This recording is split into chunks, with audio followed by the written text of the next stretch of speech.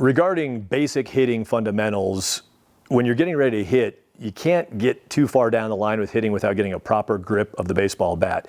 FCBC has another instructional video on the 4-seam grip, proper grip of the baseball. Before you throw or pitch, you have to master that grip. There's no point in trying to go farther until you understand how to grip the baseball correctly. Same thing with hitting. Don't start swinging a bat. If you're not gripping it correctly, it's actually going to cause you more problems long term to try to get that fixed. So get it right out of the gates.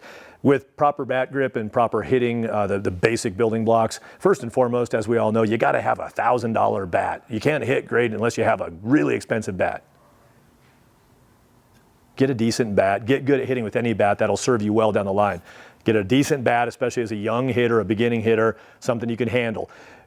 Talk a lot about choking up because the bat's too heavy. That's okay if necessary, but ideally get a bat that's the right size so the player can get their hand down by the knob of the bat, so they've got something to get their hand up against on that lower hand and something to pull through with and create more energy. So get a nice bat that's sized well, and then here we go on grip. So we're going to get this bat and get ready to hit. As we do that, the first thing for a right-handed batter, my left hand is going to go on the bottom. My right hand's going to go above it. If you have a younger hitter, especially like pre-kindergarten or kindergarten or even into the elementary ages, who faces like they're a right-handed batter but puts their hands backwards, give them a chance to hit left-handed for a while. Sometimes that tells you that their natural makeup is toward a left-handed swinging approach. So test that out. Don't get frustrated with if their hands are backwards. Their entire swing might be backwards. Maybe their hands are right. So check into that as you begin in the process of hitting. When gripping the bat, we're going to take for a right-handed hitter, I'm taking my left hand, my lower hand here, the one closer to the pitcher, and putting it at the bottom of the bat, getting a nice relaxed grip down here.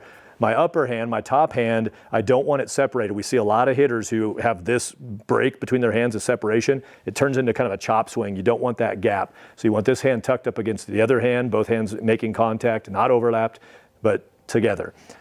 We got this grip now. We got to get our knuckles lined up correctly. So these are called the knocking knuckles here, the ones you knock on a door with.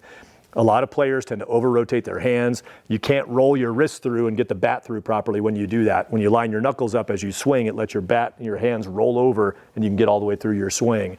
So when you get your hands ready to go here, it can be hard to make them lined up exactly like that, just the way the human body's built. But as much as possible, we want to have those knuckles lined up, not rotated. So get your hands on the bat, knuckles lined up, and then a huge piece of this process is not over-gripping, not strangling the bat. See a lot of hitters, they're nervous, they're excited, they're scared, whatever the reason is. And before the pitcher's even pitching, their forearms are flexed, their neck muscles are popping out, their eyeballs are bulging, and they're strangling the bat. Wiggle your fingers a little bit, loosen the hands up while you're waiting, stay loose, rock your body a little bit, but remember to wiggle the fingers, loosen the hands up, don't strangle the bat. As the pitch comes in, that's when you're going to want to hold on tight as you swing. So get the knuckles lined up right, get the hands put together, relax your grip, get ready to hit.